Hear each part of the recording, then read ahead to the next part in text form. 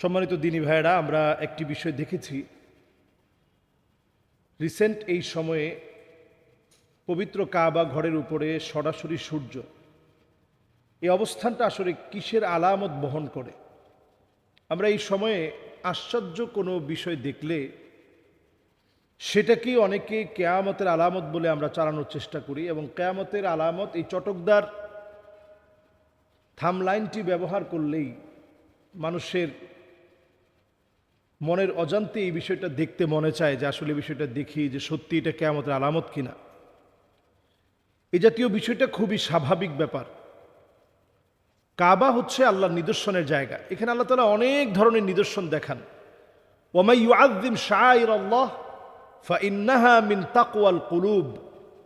আপনার মনে আল্লাহর ভয় যতটুকুন আছে, আল্লাহর নিদর্শনকে যদি, আল্লাহকে ভয় করে আল্লাহর নিদর্শনগুলোকে যদি আপনি ভালোবাসেন, এটা প্রমাণ গ্রহণ করে যে আপনি আল্লাহ রাব্বুল আলামিনকে আপনি ভালোবাসেন।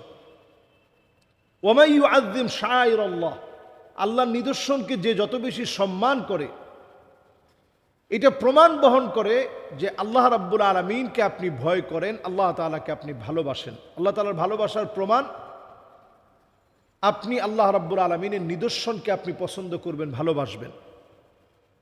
কাবা এমন একটি ঘর যে ঘরের পরতে পরতে আল্লাহ রাব্বুল আলামিন দোয়া কবুল করেন। মিজাবে রাহমাতে আল্লাহ তাআলা দোয়া কবুল করেন। আল্লাহ রাব্বুল আলামিন মুলতাজামের মধ্যে দোয়া কবুল করেন। হাজরে আসওয়াদ এবং কাবার দরজার মাঝখানের যে জায়গাটি, এটিকে বলা হয় মুলতাজাম। নবী সাল্লাল্লাহু আলাইহি সাল্লাম নিজের বুককে ঠেকিয়ে দিয়েছেন, এই জায়গায় দোয়া করেছেন আল্লাহর কাছে। এই জন্য কাবা হচ্ছে নিদর্শনের জায়গা, যেখান থেকে প্রতিনিয়ত আল্লাহর কাছ থেকে প্রতিদান পাওয়া যায়। প্রতিনিয়ত কাবার চত্বরে আল্লাহ রাব্বুল আলামিন মানুষের দোয়া কবুল করেন। কাবা দেখা মাত্র দোয়া করলে আল্লাহ রাব্বুল আলামিন দোয়া কবুল করেন। মিজাবে রহমান নিচে দাঁড়িয়ে দোয়া করলে দোয়া কবুল হয়। কাবায় যখন বৃষ্টি পড়ে, বৃষ্টির পানি পড়ার যে গোল্ডেন কালার একটা লাইন করে দেওয়া আছে, এটার নিচে দাঁড়িয়ে যদি আপনি দোয়া করেন, আল্লাহ তাআলা দোয়া কবুল করবে। ঠিক কাবার উপরে যখন সরাসরি যখন সূর্যটা উঠল, আপনারা দেখবেন যে সবাই দোয়া করছে, আল্লাহর কাছে চাচ্ছে, কান্নাকাটি করছে, ফরিয়াদ করছে।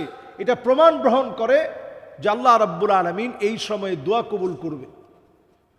সুতরাং এটাকে নিয়ে অন্যরকম কোনো কিছু চিন্তা করার কোনো সুযোগ নেই।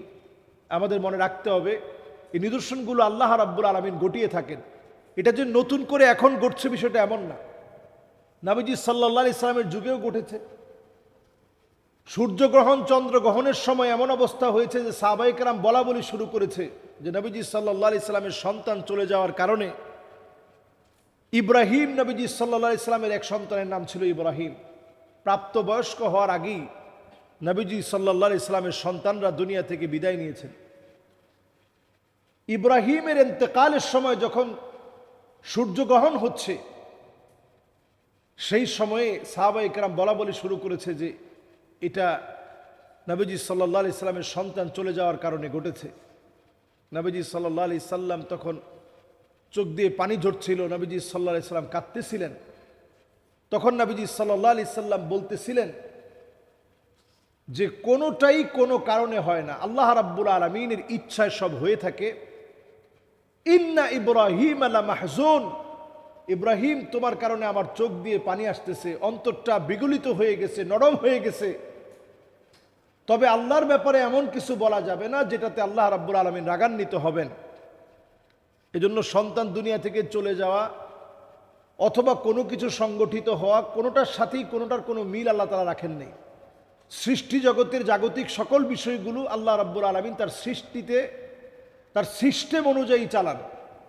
কুল্লুন ফি ফালাকি ইয়াসবাহুন, আপন আপন কক্ষপথে সবগুলো সাঁতার কাটছে। মহাবিশ্বের প্রতিটি বস্তুকণা একে অপরকে নিজের দিকে আকর্ষণ করে। এই আকর্ষণ বলের মান এদের গুণফলের দূরত্বের ব্যস্তানুপাতিক। এই বল বস্তু ক্রিয়াদ্বয়ের সংযোজক সরলরেখা বরাবর ক্রিয়া করে। এজন্য আপনারা দেখবেন যে আল্লাহ রাব্বুল আলামিন এই সিস্টেমটাকে সিস্টেম ওয়াইজ আল্লাহ তাআলা পরিচালিত করছেন। এই সিস্টেমের যদি কোনো বিচ্যুতি ঘটে, যখন বিচ্যুতি ঘটবে তখনই সেই আলামতগুলোকে আল্লাহ রাব্বুল আলামিন প্রকাশিত করবেন। এই বিচ্যুতি ঘটাটা 10টা বড় বড় বিচ্যুতি ঘটবে, এটাকে কিয়ামতের 10টি বড় বড় আলামত বলে। এছাড়া অন্যান্য কিছু আলামত আছে যেগুলো কিয়ামতের ছোট আলামত, যেগুলো নবীজি সাল্লাল্লাহু আলাইহি সাল্লাম বলে গেছেন, যার ম্যাক্সিমাম এখন আমাদের চোখের সামনে প্রতিফলিত হয়ে গেছে। সুতরাং এইটাকে কিয়ামতের কোনো আলামত হিসাবে উল্লেখ করার কোনো সুযোগ নেই, কিয়ামতের কোনো আলামত বলার সুযোগ নেই। তবে নিদর্শন আল্লাহ রাব্বুল আলামিনের নিশ্চয়ই আল্লাহ রাব্বুল আলামিনের এই নিদর্শনগুলো থেকে আল্লাহর বরত্বের কথা বোঝা যায়। আল্লাহ তাআলা আমাদেরকে সঠিকটা বোঝার তৌফিক দান করুক, আমিন। সময়ের 3টি বিষয়কে নবীজি সাল্লাল্লাহু আলাইহি সাল্লাম বিশেষভাবে গুরুত্বের সাথে দিয়েছেন এবং বিশেষ গুরুত্বপূর্ণ বলে উল্লেখ করেছেন। সালাসুন লা তুরাদ, 3টি বিষয় যদি আপনাকে দেওয়া হয় আপনি কখনো ফিরিয়ে দিবেন না। এর মধ্যে একটা হচ্ছে সকালবেলার যদি কেউ আপনাকে সকালবেলার নাস্তা যদি কেউ অফার করে, নবীজি সাল্লাল্লাহু আলাইহি সাল্লাম ফজরের পরে নাস্তা করতেন, সকালবেলায় যদি কেউ আপনাকে নাস্তা অফার করে আপনি সেটা গ্রহণ করবেন। এরপরে নবীজি সাল্লাল্লাহু আলাইহি সাল্লাম রেস্ট নেওয়া অথবা বিশ্রাম নেওয়াকে এত গুরুত্ব দিয়েছেন যে যদি কেউ আপনাকে একটু বালিশ দিয়ে বলে যে একটু বিশ্রাম নিয়ে নেন, সামান্য হলেও খাওয়ার পরে একটু কাইলুলা করবেন। নবীজি এটা না করতেন না, নিষেধ করতেন না, ফিরিয়ে দিতেন না। এরপরে নবী সাল্লাল্লাহু আলাইহি সাল্লাম 3 নম্বরে বলেছেন আর দেহেন, আতরের মধ্যে দেহনিল উদ নামক একটি আতর রয়েছে, আমাদের সিলেটের সুজানগরে পাওয়া যায়, যেটা আরবের কাবাতুল মুকাররমার গিলাফের মধ্যে লাগানো হয়, হাজরে আসওয়াদে লাগানো হয়, কাবার দরজায় ব্যবহার করা হয়। এই দেহনিল উদ নামক আতরটি নবী আলাইহিস সালাতু ওয়াস সালাম সরাসরি দেহনের কথা বলা হয়েছে যে এইরকম দেহন, এই আতর যদি সুগন্ধি যদি কেউ কাউকে দেয় তাহলে তোমরা এটা ফিরিয়ে দিও না। 3টি বিষয় নবীজি অত্যন্ত পছন্দের সাথে এই 3টি বিষয়কে ফিরিয়ে দিতে নিষেধ করেছেন। আমরা অনেক সময় একটা প্রশ্নের সম্মুখীন হই, যদি আপনি আপনার স্ত্রীকে বললেন যে তোর উপর গজব পড়ুক, গজব পড়ুক, গজব পড়ুক, 3বার বললেন, বলার পরে মনের ভিতরে খুব একটা ভয় চলে আসছে যে আমি যে 3বার গজব পড়ুক এটা বলে ফেলছি, তাহলে কি তালাক হয়ে গেল? তালাকটা অত্যন্ত সেন্সিটিভ ইস্যু।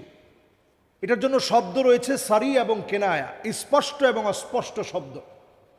যদি গজব পড়ুক দিয়ে আপনার উদ্দেশ্য থাকে এই যে তার সাথে আমার সম্পর্ক শেষ, আজকের এখান থেকে শেষ হয়ে গেল, 3 তালাকে নিয়ত করে ফেলছেন, তাহলে কিন্তু তালাক পতিত হয়ে যাবে। কিন্তু যদি কোনো নিয়ত নাই, এমনি রাগের মাথায় আপনি বললেন, কোনো নিয়ত করেন নাই, তাহলে কিন্তু তালাক পতিত হবে না। এই বিষয়ে আমরা প্রত্যেকে স্পষ্ট জেনে রাখি, সালাসুন জিদ্দুহুন্না জিদ ওয়া হাজলুহুন্না জিদ। নবী আলাইহিস সালাতু ওয়াস সালাম বলছেন 3টা বিষয় হাসতে হাসতেও যদি বলেন, রাগের মাথাও যদি বলেন, বিরক্তির সহিত যদি বলেন, একেবারে খুব রেগে মেগে বলে ফেলছেন, অথবা খুব খুশির সহিত, খুব খুশিতে আছেন, ওই অবস্থায় আপনি বললেন যে 1 তালাক, 2 তালাক, 3 তালাক, তাহলে তালাক পতিত হয়ে যাবে। হাসতে হাসতে বললেও তালাক পতিত হয়। বিবাহ যদি আপনি হাসতে হাসতে বললেন যে কবুল কবুল কবুল, আপনি কবুল বললেন, ইজাব আর কবুল হয়ে গেল। বিবাহটা যেমন হাসতে হাসতে পতিত হয়ে যায়, কানতে কানতেও পতিত হয়। দেখবেন ছেলের চোখেও পানি, মেয়ের চোখেও পানি, কিন্তু বিবাহ হয়ে গেছে। আবার আর রুজআহ, 1 তালাক দেওয়ার পরে যদি আপনি হাসতে হাসতে স্ত্রীকে জড়িয়ে ধরেন, তাহলে ফিরিয়ে আনা সাব্যস্ত হবে, ফিরিয়ে আনা সাব্যস্ত হবে। সুতরাং এই 3টি বিষয় খুবই সেন্সিটিভ। তালাকের ব্যাপারটা খুবই সতর্কতার সাথে। আল্লাহ রাব্বুল আলামিন একবারে তালাক দেওয়ার বিষয়টাকে নিষিদ্ধ করেছেন, একবারে তালাক দেওয়া যায় না। আপনি যদি দিয়ে ফেলেন, মানুষকে হত্যা করা যেমন নিষিদ্ধ করা হয়েছে, কিন্তু আপনি করে ফেললে তো মার্ডার হয়ে গেল। তালাককে নিষিদ্ধ করা হয়েছে। একবারে 3 তালাক দেওয়া এটা সুন্নতের খিলাফ, এটা শরীয়ত পরিপন্থী কাজ। আবআদুল হালাল বলা হয়েছে, সবচেয়ে নিকৃষ্ট হালাল বলা হয়েছে, কিন্তু করে ফেললে সংগঠিত হয়ে যাবে। আল্লাহর কাছে আমরা পানাহ চাই, সংসারের সৌন্দর্য আল্লাহর কাছে কামনা করি। আল্লাহ আমাদেরকে বোঝার তৌফিক দান করুক, পড়ে না আমিন।